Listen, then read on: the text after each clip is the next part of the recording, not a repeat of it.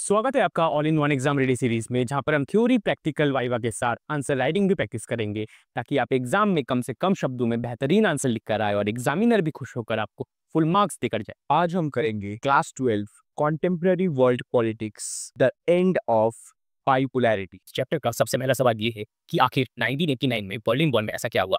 इसको जानने के लिए चलिए हिस्ट्री में थोड़ा पीछे चलते हैं। ये रहा सेकेंड वर्ल्ड वॉर के टाइम का वर्ल्ड मैप।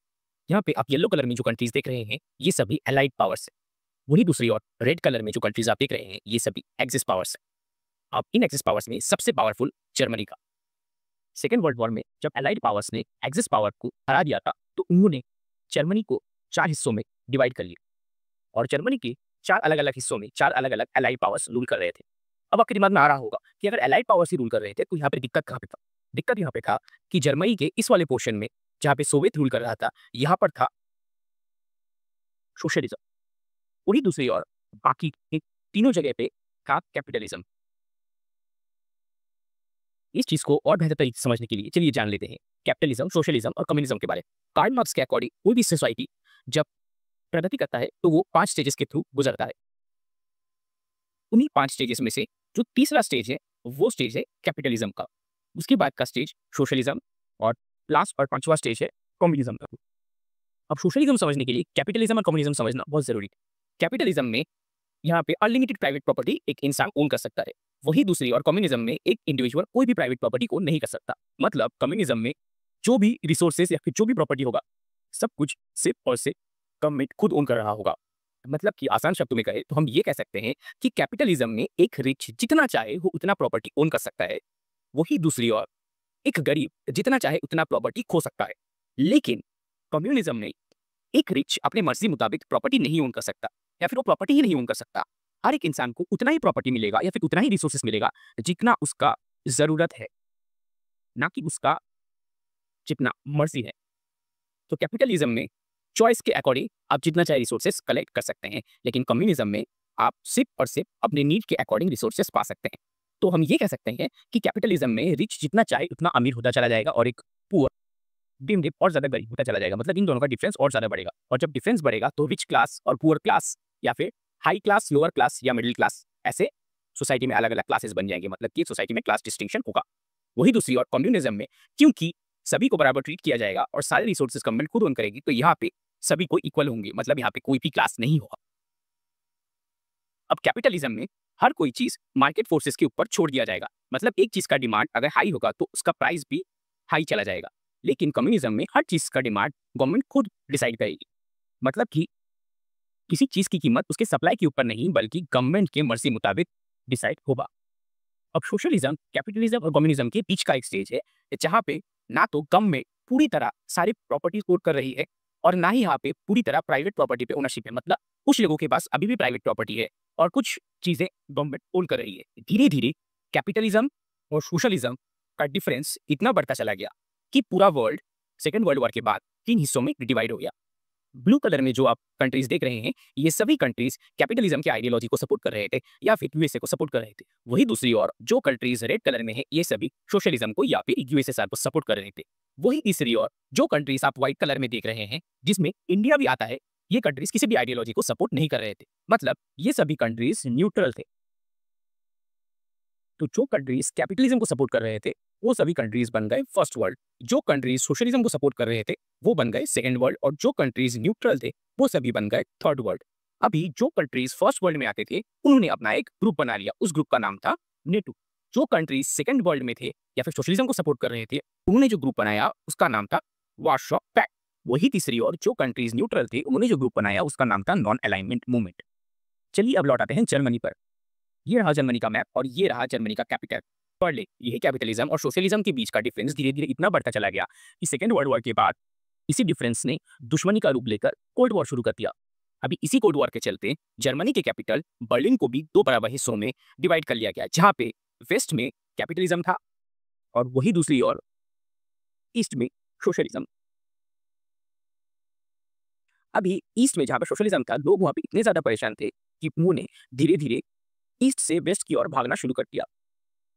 अब गवर्नमेंट ने इसी चीज को रोकने के लिए बीच में बर्लिन वॉल बना दिया ताकि ईस्ट से लोग वेस्ट की ओर ना भाग सके। और 1989 आते आते लोगों के बीच में फ्रस्ट्रेशन इतना बढ़ चुका था और वो सोशलिज्म से इतना ज्यादा परेशान हो चुके थे कि उन्होंने डिसाइड किया कि वो अब बर्लिन वॉल को खुद जाके तोड़ देंगे और उन्होंने बर्लिन वॉल को तोड़ना स्टार्ट कर दिया और ईस्ट और वेस्ट बर्लिन के बीच का डिफरेंस खत्म हो गया और इसी के साथ कोल्ड वॉर भी खत्म हो गया और उसी के कुछ सालों बाद कुछ ऐसे लगातार इवेंट्स हुए कि यूएसएसआर भी खत्म हो गया। अब एग्जाम में अगर ये वाला क्वेश्चन आ जाए तो आप यहां से लिखना स्टार्ट करेंगे और आंसर यहाँ पे आके खत्म करेंगे। अब दूसरे क्वेश्चन में कहा गया है कि यूएसएसआर की शुरुआत कैसे हुई। इसका आंसर आप यहाँ से लिखना स्टार्ट करेंगे और यहाँ पे खत्म करेंगे। यहाँ पे कहा गया है कि 1917 में सोशलिस्ट रिवॉल्यूशन के बाद यूएसएसआर बना। अब यूएसएसआर जो था वो कैपिटलिज्म को अपोज करने के लिए बना था, जैसे कि मैंने आपको कुछ दिन पहले बताया। और इसका बिलीफ ये था कि यहाँ पे इगैलिटेरियन सोसाइटी होगा, मतलब कि जहाँ पे सभी लोग इक्वल होंगे और कोई क्लास के बेसिस पे भेदभाव नहीं होगा और सारा रिसोर्सेज गवर्नमेंट खुद ओन करेगा और यहाँ पे सिर्फ और सिर्फ एक ही पार्टी रूल करेगा। अब आते हैं अगले क्वेश्चन में। यहाँ पे कहा गया है कि वार्शॉ पैक्ट का मतलब क्या होता है और सेकंड वर्ल्ड क्या होता है। जैसे कि मैंने आपको इस मैप के जरिए ये चीज समझाया कि फर्स्ट वर्ल्ड वो है जो कैपिटलिज्म को सपोर्ट कर रहे थे, मतलब ब्लू कलर में उनका जो ग्रुप था वो था नेटो, और वही दूसरी ओर जो सोशलिज्म को सपोर्ट करते थे या फिर जो यूएसएसआर के सपोर्ट में थे रेड कलर में जितने भी कंट्रीज है उनका जो ग्रुप था वो था वार्शॉ पैक्ट। अब इसके आंसर के लिए आप यहाँ से लेकर यहाँ तक पूरा लिखेंगे। अब अगले क्वेश्चन में कहा गया है कि सेकंड वर्ल्ड वॉर के बाद यूएसएसआर कितना पावरफुल। उस चीज के लिए आप इस मैप को ध्यान से देखिए। ये यूएसएसआर का रिसोर्सेज का मैप है। यहाँ पे आप देख सकते हैं कि यूएसएसआर के पास petroleum, coal, iron, manganese, gold, iron and steel, power station, मतलब एक कंट्री को एक सुपर पावर बनने के लिए जो जो रिसोर्सेज चाहिए लगभग सभी रिसोर्सेज यूएसएसआर के पास मौजूद थे। अब इसके आंसर के लिए आप यहाँ से लिखना स्टार्ट करेंगे और यहाँ तक लिखेंगे। अब अगले क्वेश्चन में कहा गया है कि सोवियत सिस्टम में प्रॉब्लम्स क्या क्या था। इसके आंसर के लिए आप यहाँ से लिखना स्टार्ट करेंगे और यहाँ पर आके अपना आंसर खत्म रहेगा। यहाँ पे ये कहा गया है कि सोवियत सिस्टम धीरे धीरे इगैलिटेरियन सोसाइटी से एक ब्यूरोक्रेटिक और एक ऑथोरिटेरियन सिस्टम बनता चला गया। अब ब्यूरोक्रेटिक सिस्टम क्या है ये समझने के लिए आपको ये समझना जरूरी है कि ये डेमोक्रेटिक सिस्टम में ऐसा होता है कि हमें जो इंसान पसंद होता है या फिर हमें जो लीडर चाहिए हम उसको वोट देते हैं, फिर वोट देने के बाद वो जीतता है, जीतने के बाद वो जब अपना गवर्नमेंट फॉर्म करता है तो वो मेजर डिसीजंस लेता है। अगर उसके डिसीजंस हमें पसंद ना आए तो हम उसको अगले इलेक्शन में वोट ना देके उसको हम सीट से हटा सकते हैं। लेकिन एक ब्यूरोक्रेटिक सिस्टम में ऐसा नहीं होगा। यहाँ पे जो लोग गवर्नमेंट में बैठे हुए हैं, जो लोग डिसीजंस लेते हैं, इनको कोई फर्क नहीं पड़ता कि कॉमन इंसान क्या सोचता है। इनका लिया हुआ डिसीजन अगर कॉमन इंसान पसंद ना भी आए तो भी इन्हें कोई पावर से नहीं हटा सकता, ये हमेशा पावर में रहेंगे। वही दूसरी ओर ऑथोरिटेरियन का मतलब ये है कि रूल्स एंड रेगुलेशन को मानने के चक्कर में रूल्स इतने स्ट्रिक्ट हो गए कि एक इंसान का जो पर्सनल फ्रीडम है उसको भी कॉम्प्रोमाइज किया जा रहा था। और दूसरी ओर यूएसएसआर इतना बड़ा देश था, यहाँ पे 15 अलग अलग रिपब्लिक्स थे, लेकिन यहाँ पे पार्टी से एक ही था, communist party of Soviet union. तो इसी चीज के चलते लोगों के बीच में और ज्यादा फ्रस्ट्रेशन बढ़ गया कि इतने बड़े देश में जहाँ पे 15 अलग अलग रिपब्लिक्स हैं, सिर्फ एक पार्टी ही क्यों, और भी तो पार्टी होना चाहिए ताकि और बेहतर तरीके से गवर्नमेंट चल पाए। अब बढ़ते हैं अगले क्वेश्चन में कि सोवियत यूनियन वेस्ट से आके कितना पीछे। इसके आंसर के लिए आप यहाँ से लिखना स्टार्ट करेंगे और यहाँ तक पूरा लिखेंगे। यहाँ पे कहा गया है कि सोवियत यूनियन के पास भले ही बहुत सारा रिसोर्सेस था, लेकिन वो इतना भी काबिल नहीं था कि यूएसए को टक्कर दे सके। वही दूसरी ओर सोवियत यूनियन टेक्नोलॉजी के मामले में अभी भी वेस्ट से बहुत पिछड़ा हुआ। अब बढ़ते हैं अपने क्वेश्चन में कि मिखाइल गोर्बाचेव कौन थे। मिखाइल गोर्बाचेव एक ऐसे इंसान थे जिन्हें बहुत जल्दी ये पता चल गया कि सोवियत सिस्टम में बहुत सारे प्रॉब्लम्स हैं और सोवियत यूनियन के लोग अपनी सिस्टम से बहुत ज्यादा फ्रस्ट्रेट हो चुके हैं और वो जल्द से जल्द चाहते हैं कि सिस्टम में चेंजेस आए और वो भी वेस्ट की तरह ज्यादा से ज्यादा डेवलप करें। तो इसके आंसर के लिए आप यहाँ से आंसर लिखना स्टार्ट करेंगे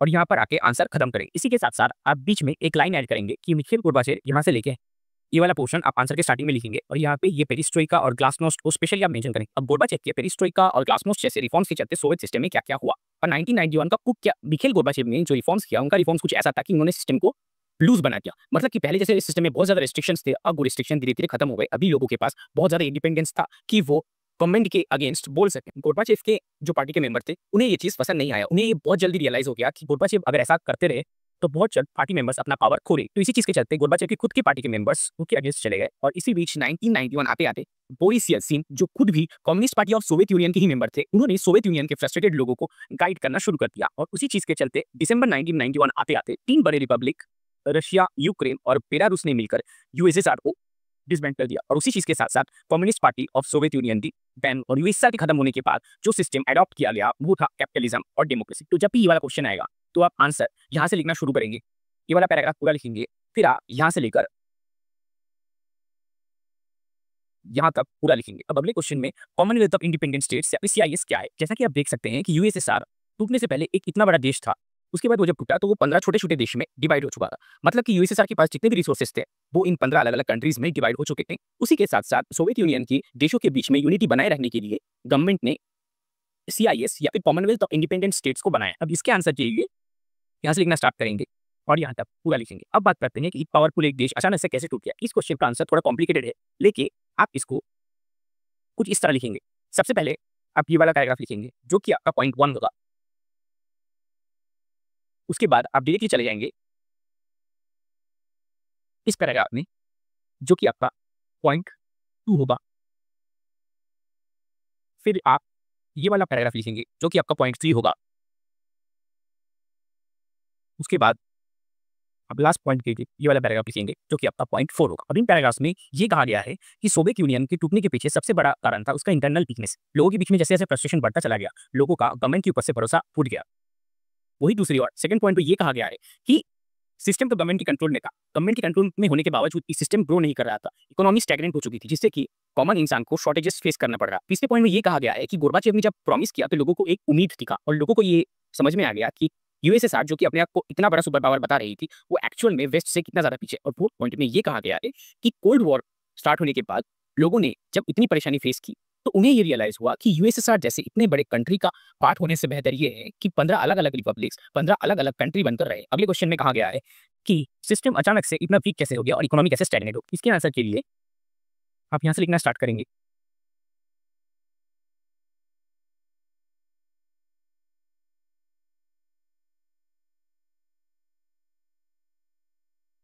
और यहाँ तक पूरा लिखेंगे। यहाँ पे ये कहा गया है कि यूएसएसआर के पास इतने सारे रिसोर्सेज तो थे, लेकिन वो सबसे ज्यादा रिसोर्सेज अपने मिलिट्री को बेहतर बनाने के लिए यूज कर रहे थे। और बाद में जाकर जब लोगों को ये पता चला कि इतना सब कुछ करने के बावजूद भी वो वेस्ट से कितना ज्यादा पीछे हैं, तो उनको एक साइकोलॉजिकल शॉक लगा और इससे इंटरनल वीकनेस और ज्यादा बढ़ गया। अगले क्वेश्चन में कहा गया है कि गोर्बाचेव ने तो प्रॉब्लम समझ किया था और उन्होंने बहुत सारे रिफॉर्म्स भी किए, फिर भी ऐसा क्यों हुआ कि यूएसएसआर टूट गया। इसके आंसर के लिए आप यहाँ से लिखना स्टार्ट करेंगे और आंसर यहाँ पे आके खत्म करेंगे। और यहाँ पे ये कहा गया है कि गोर्बाचेव ने भले ही ये समझ लिया था सिस्टम में प्रॉब्लम क्या क्या है, उन्होंने पेरिस्ट्रोइका और ग्लासनोस्ट जैसे पॉलिसीज को भी इंट्रोड्यूस किया, लेकिन क्योंकि यूएसएसआर इतने सालों से सोशलिज्म का शिकार था, तो फिर उनके रिफॉर्म्स की वजह से जो इफेक्ट्स आ रहे थे वो बहुत स्लो थे, जिसकी वजह से लोगों के बीच में फ्रस्ट्रेशन और ज्यादा बढ़ता चला गया, क्योंकि लोग अब परेशान हो चुके थे और उन्हें जो भी चेंजेस थे वो बहुत जल्दी जल्दी चाहिए थे। वहीं दूसरी ओर गोर्बाचेव के रिफॉर्म की वजह से जब उनके पार्टी के मेंबर्स ने ये रियलाइज किया कि उनका पावर कम हो रहा है, उन्होंने भी गोर्बाचेव को सपोर्ट करना बंद कर दिया और इसी की वजह से स्टार्ट हो गया टग ऑफ वॉर, जहाँ पे गोर्बाचेव को ना कॉमन लोग सपोर्ट कर रहे थे और ना ही उनके खुद के पार्टी। अब बढ़ते हैं अगले क्वेश्चन में कि नेशनलिज्म का फीलिंग कैसे जाग गया और इसमें अलग अलग यूज क्या कहते हैं। अब यहाँ पे इसके आंसर के लिए हम इस वाले पॉइंट को वापस से दोहराएंगे, राइज ऑफ नेशनलिज्म से लेकर डिसइंटीग्रेशन ऑफ यूएसएसआर तक। उसके बाद हम यहाँ से लिखना स्टार्ट करेंगे, फिर हम नेक्स्ट पेज पे ये वाला पैराग्राफ पूरा लिखेंगे, फिर यहाँ से लिखना स्टार्ट करेंगे और फिर यहाँ तक पूरा लिखेंगे। अब यहाँ पे ये कहा गया है कि इतने सालों से कोल्ड वॉर के चलने से लोगों के बीच में नेशनलिज्म की भावना जाग गई।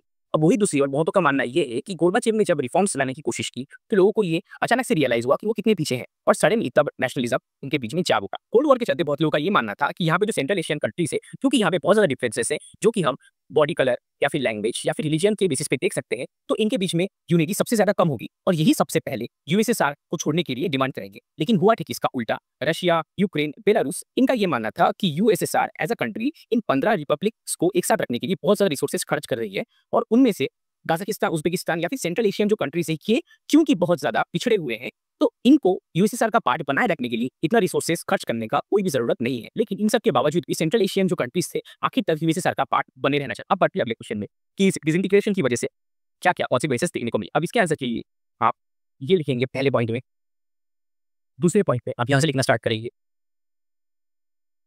फिर आप यहाँ तक पूरा लिखेंगे और तीसरे पॉइंट में आप यहाँ से लेकर यहाँ तक लिखेंगे। अब यहाँ पे ये कहा गया है कि यूएसएसआर की डिसइंटीग्रेशन के बाद इतने सालों से चले आने वाला कोल्ड वॉर खत्म हो चुका था। वही दूसरी ओर बाइपोलरिटी खत्म हो चुकी थी, मतलब कि सेकेंड वर्ल्ड वॉर के बाद दो सुपर पावर्स के, एक था यूएसए और दूसरा का यूएसएसआर, मतलब दो सुपर पावर्स यानी दो पोल्स, इसको हम कहते हैं बाइपोलर। लेकिन क्योंकि यूएसएसआर खत्म हो चुका था तो फिर सिर्फ और सिर्फ एक सुपर पावर बचा, मतलब कि वर्ल्ड अब यूनिपोलर बन चुका था।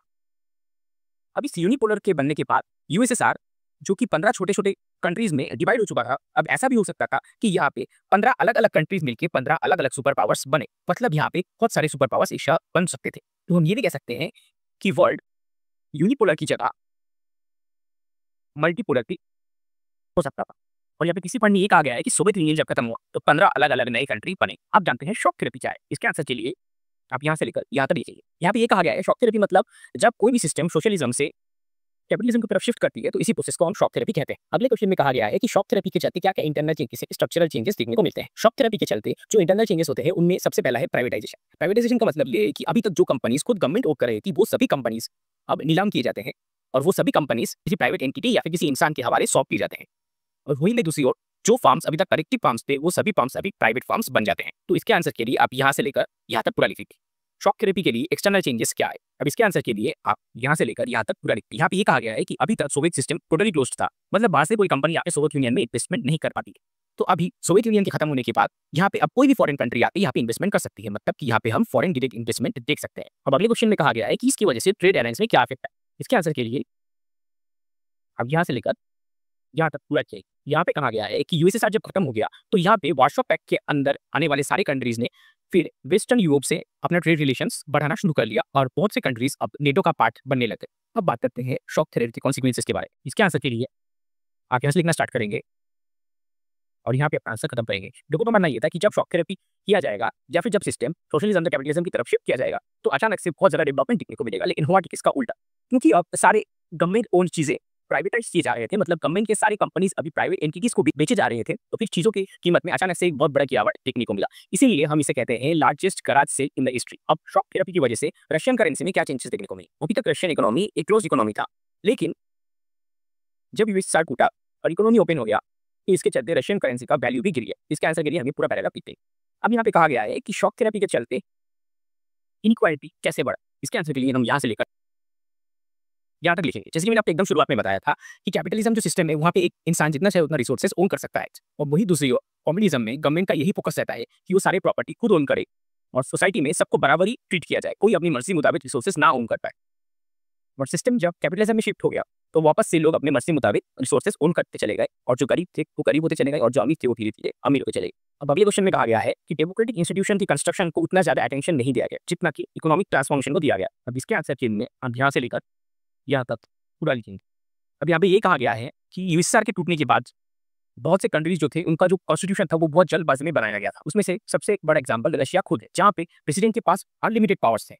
अगले क्वेश्चन में कहा गया है कि पोस्ट सोवियत स्टेट्स में रिवाइवल के रीजंस क्या था? उसके लिए हम यहाँ से लेकर यहाँ तक लिखेंगे। जैसे कि मैंने आपको बताया है कि यूएसएसआर के पास बहुत सारे रिसोर्सेस थे, तो यूएसएसआर जब टूट गया तो Russia, Azerbaijan, Kazakhstan, Turkmenistan, Uzbekistan, तो इन्होंने ऑयल, नेचुरल गैस और मिनरल्स को एक्सपोर्ट करके अपने इकोनॉमी को फिर से डेवलप कर। अब यूएसएसआर के टूटने के बाद रशिया में क्या क्या प्रॉब्लम्स? इसके आंसर के लिए हम यहाँ से लेकर यहाँ तक पूरा लिखें। यूएसएसआर के टूटने के बाद रशिया में चेंचिया और दागिस्तान के बीच में कॉन्फ्लिक्ट होना स्टार्ट हो गया। फिर अगला क्वेश्चन आता है कि डिजिटलाइजेशन के बाद सेंट्रल एशिया में क्या कॉन्फ्लिक्ट हुए? इसके आंसर के लिए हम यहाँ से लेकर यहाँ तक लिखेंगे। अब यहाँ पे कहा गया है कि ताजिकिस्तान, नगार्नो काराबाख जैसे रीजन में, उसके बाद जॉर्जिया, यूक्रेन, बेलारूस जैसे रीजन में बहुत ज्यादा दंगे होने स्टार्ट हो। तो अगले क्वेश्चन में कहा गया है कि central Asia zone of competition कैसे बना? अब जैसे ही यूएसएसआर टूटा तो अमेरिका ने नेटो के जरिए ये कोशिश किया कि यहाँ पे जितने भी कंट्रीज हैं इनको वो नेटो का पार्ट बना सके। अब नेटो का पार्ट क्यों? क्योंकि अगर ये कंट्रीज नेटो का पार्ट बन गए तो अमेरिका अपनी मर्जी मुताबिक इन कंट्रीज को कंट्रोल कर सकता और इससे रशिया को प्रॉब्लम्स होगा। और वही दूसरी ओर रशिया का मानना ये था कि ये कंट्रीज जो पहले यूएसएसआर का पार्ट हुआ करती थी, इन कंट्रीज का अभी भी रशिया के साथ बहुत क्लोज रिलेशन है। तो इसके आंसर के लिए हम यहाँ से लिखना स्टार्ट करेंगे और यहाँ तक पूरा लिखेंगे। अब अगले क्वेश्चन में कहा गया है कि डिजिटलाइजेशन के बाद ईस्टर्न यूरोप में क्या क्या प्रॉब्लम्स हुआ? अब ईस्टर्न यूरोप में चेकोस्लोवाकिया तो हिस्सों में बढ़ गया, लेकिन यहाँ पे कोई कॉन्फ्लिक्ट नहीं हुआ क्योंकि ये चीज टोटली पीसफुली हुआ। और वही दूसरी ओर यूगोस्लेविया में, स्लोवेनिया, क्रोएशिया, बोस्निया, हर्जेगोविना, ये जब अलग हुए तो इनके बीच में भी बहुत ज्यादा कॉन्फ्लिक्ट। अब इसके आंसर के लिए अब यहाँ से लेकर यहाँ तक पढ़ी। अब बढ़ते हैं अगले क्वेश्चन में कि सोवियत यूनियन के टूटने के बाद इंडिया और पोस्ट सोवियत कम्युनिस्ट कंट्रीज के बीच का रिलेशन क्या? इसके आंसर के लिए हम यहाँ से लिखना शुरू करेंगे और यहाँ तक ट्वेल्व लिखेंगे। अभी ये कहा गया है यूएसएसआर के टूटने के बाद इंडिया ने यूएसएसआर के सारे पुराने कंट्रीज के साथ एक अच्छा रिलेशन रखा, स्पेशली उसने रशिया के साथ बहुत ज्यादा अच्छा रिलेशन रखा। अब बात करते हैं कि इंडिया और यूएसएसआर के बीच का रिलेशन कैसा? उसके आंसर के लिए हम यहाँ से लिखना शुरू करेंगे, यहाँ पे अपना आंसर खत्म करेंगे। यहाँ पे कहा गया है कि यूएसएसआर ने इंडिया को इकोनॉमिकली बहुत ज्यादा हेल्प किया। इंडिया को जब जरूरत थी स्टील प्लांट्स बनाने का तो उन्होंने उसे टेक्निकल असिस्टेंस दिया। वही दूसरी ओर तो पॉलिटिकली जब भी कश्मीर का मुद्दा उठता था तो यूएसएसआर हमेशा इंडिया को सपोर्ट करती थी। मिलिट्री की बात करें तो इंडिया ने हमेशा यूएसएसआर से मिलिट्री इक्विपमेंट्स खरीदा है। और आखिर में कल्चर की बात करें तो इंडियन फिल्म्स यूएसएसआर में बहुत ज़्यादा पॉपुलर थी और इंडिया के राइडर्स यूएसएसआर अक्सर घूमने जाएगा। मल्टीपोलर वर्ल्ड रशिया और इंडिया के अकॉर्डिंग क्या, जैसे कि मैंने आपको इस मैप के जरिए बताया था कि अगर दो पावर्स होंगे तो उसको हम बाइपोलर कहेंगे और अगर एक सुपर पावर होगा तो उसको हम यूनिपोलर कहेंगे। और वही दूसरी ओर अगर बहुत सारी कंट्रीज एक साथ पावरफुल हुए तो उसको मल्टीपोलर कहेंगे। तो इसके आंसर के लिए हम यहाँ से लिखना शुरू करेंगे, फिर यहाँ से लेकर यहाँ पर लिखेंगे और फिर आप कहें कि इंडिया और यूएसए के बीच का रिलेशन क्या था सोवियत यूनियन में टूटने के बाद। इसके आंसर के लिए हम यहाँ से लिखना शुरू करेंगे